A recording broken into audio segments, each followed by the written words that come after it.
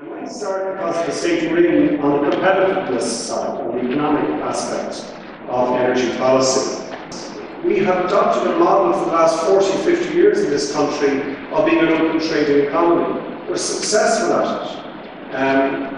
And we can easily return to it. We lost the path in the last 5, 10 years. Not surprisingly, maybe a country that had been fairly poor for a long time, because of that successful strategy, coming into money, particularly cheap and easy money, spent it on a consumer boom and on a housing bubble that has done us huge damage. The fundamental figure analysis I always kind of show is from 1990, a country that had 30 billion in public debt and government debt, and about 20 billion at that time in 1990 in private debt, went to 2007 to being a country which had some 37 billion, these are rough figures, don't quote me exactly on them, some 37 billion in government debt, very low actually by international standards, and 400 billion in private debt. And it's that 400 billion figure is the big challenge we have. And we can't contract too fast. It's not, I would say we go back to the 1990s. I actually think what we have a real opportunity in the energy side is to start lending now, to start spending now, because it is actually a sustainable form of investment that can replace some of the less sustainable investments that took place in recent years. So my whole sense and my whole direction in Cabinet and across the system is to say, we in the energy sector are going to be part of the recovery. We actually replace some of the lending and spending that's going to contract by sustainable spending and lending. That's an absolute essential prerequisite for us getting through this difficult economic period. So we are expansionists my vision and ambition is expansionist in these difficult times. Not an easy time to invest, not an easy time to get capital, but I think it's going to be easier to get it in the energy sector than elsewhere. Because at least in the energy sector, you tend to be investing long term, which was some of the mistakes of the recent investments. They were short term, that wasn't real. But when you invest in energy, it tends to be real. It may give you a slightly lower return, but it's a steady return that makes real sustainable sense. And also makes sense in terms of that prerequisite I said about selling more here and abroad. When we're developing our own energy services here, we're cutting back our import fuel bill, so our balance of payments improves. We can develop expertise here in how we tackle our energy challenge that we then sell abroad. So it's the perfect industry for us to expand and become ambitious in, to actually meet that overall economic target that we have. We set out our economic strategy for recovery in the Smart Economy document, the Plan for Sustainable Economic Renewal, which was published before Christmas. To be honest, it didn't get a great reception. I think partly because at the time it didn't have the silver bullets to tackle our banking or our budget crisis. But if you go back and read it and look at what it's saying, it's making a clear statement from the state and all its organs that actually this smart green economy is where we want to go. We've done a number of things recently to flesh it out, to bring it further down the line into reality. I set up, there were 2 meetings that I had last week. One was the first meeting of our new Green Enterprise Strategy Group. We put together about 9 people, mainly from the enterprise sector, from outside the system, in with the IDA and Forfos and Department of Finance and other official representatives, to look to see where are the big value-added opportunities. If you were pitching this country for big value-added opportunities, where would they be? And I'm thinking maybe obvious areas would be something like ocean energy. Now we're thinking long-term, we're thinking very big scale here, in terms of where's our, if we're really ambitious, where do we want to be? Or actually, I think one of the other areas where there's a big opportunity is in construction. I think we need to get our construction industry back working again. We have real project management skills there. We can switch them back, particularly if we specialise in sustainable and low carbon building. I think that's actually a development that can bring some confidence back to the market in terms of what will sell, what will actually have value that is truly sustainable, that isn't a boom and bust construction industry. So I actually think in a green construction development, there's a huge economic opportunity that we can do here at home, and also use our project management skills, which are extensive now, to do green construction elsewhere, to sell some of those skills abroad. So that Green Enterprise Strategy Group is working on a kind of a very broad picture to see where should we concentrate, where are some of the big economic opportunities. There was another group which met last week, which is our Knowledge Society, our group. Croke Park was given the responsibility by the incoming new Taoiseach, Brian Cowan, last May, to take on the Knowledge Society brief. And we've been working with that group over the last 6 months, since we've given the task and since the Smart Economy document was done. And we have a draft report produced which we will publish later this month. And the interesting thing, I think, there was very common agreement among that group as to an economic opportunity that this country has, which is probably, certainly in my estimation, the biggest economic opportunity we have for expansion and for job creation and for wealth creation. And that is in the integration of ICT and energy to deliver energy efficiency. If you look at what we have in this country, we have most of those large international companies, and they're doing leading research here, and also often leading research in the energy efficiency area.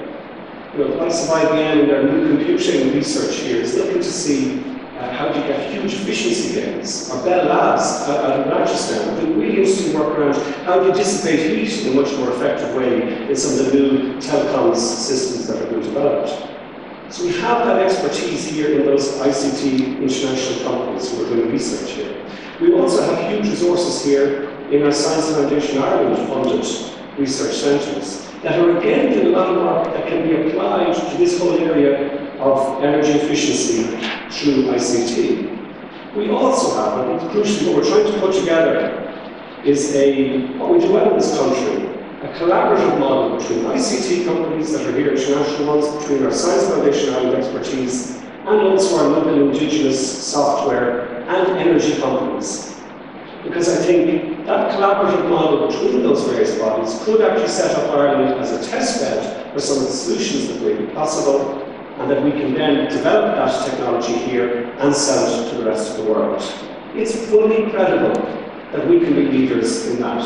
This smart network or smart grid, a central part of it, I believe, will be the development of electric vehicles, because it's a comms issue as much as an energy issue. It's developing the data communications systems that can manage the electricity supply system to it, which is going to be crucial. And we're fairly far advanced there. One of the things I was proud to do this year, along with the ESB, was to sign a memorandum of understanding with Renault and Nissan, who are one of the leading countries in the world that might provide such vehicles, so that in the next 2 years we will be right up there deploying the system. The ESB has shown huge commitment and vision, and it's an example of what I'm talking about. Our local energy company, on the back of our smart grid system, can actually work with the new IT systems that will be needed to deliver that. So we have here, in terms of development of integration between ICT and energy, every opportunity to be real leaders. And that's one of the areas I'm going to push this year as a focus for opportunity, for investment by the state. Our Knowledge Society papers are going to pick a couple of exemplar projects where we think we can actually take risks. We can spend some money that isn't certain to get a return, but may lead to disruptive technologies coming out of this country that can be applied across the rest of the world. Where we need to pick up the pace is in the energy efficiency side, not just in those comms areas like smart metering and electric vehicles, but again in our buildings. I was very proud that we were able to increase our budget with the likes of home energy savings schemes and warmer home schemes to deliver energy efficiency in Irish homes. We have a real task now to go to our public buildings and to go to our commercial buildings to deliver energy efficiency. And I think the model there that may be most effective is for us to work on an obligation system on our energy supply companies to deliver energy efficiency for their customers, but also to facilitate other ESCO energy service companies to actually deliver the returns or to invest in capital that will help companies reduce their energy use. And I think that in the next year is going to be the most, one of the areas where we're going to have to really concentrate on delivering real change and delivering new systems. I want to mention the issue of prices, because it has been center stage in the last 6 months. There's been an understandable desire and determination to try and bring back our energy prices, to try and restore some of the competitiveness we need and lost in recent years so that our economy turns around.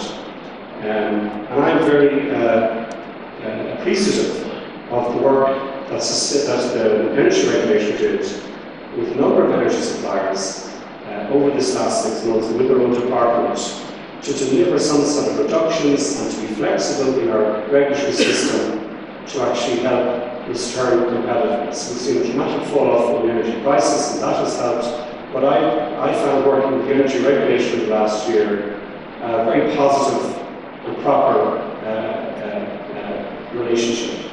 There's often sometimes maybe the political system there's kind of a slight concern about this whole regulatory model because it is independent, and that's right. But I think it's the right system, not just because it's mandated by Europe and we have to do it, but because it actually works. I believe it actually benefits the industry to have an independent regulatory system that can adjudicate some of the pricing and competitiveness issues.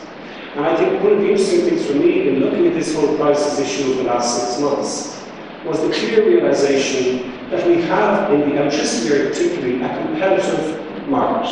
We have succeeded in what is a difficult and sometimes drawn out task, but I have a clear sense in talking to all the supply companies in a very difficult market where they're difficult to chase customers, difficult to get money back, difficult to hold on to customers, that we have a competitive electricity market. And that's important, because that is the best way of us delivering efficiencies and bringing prices down.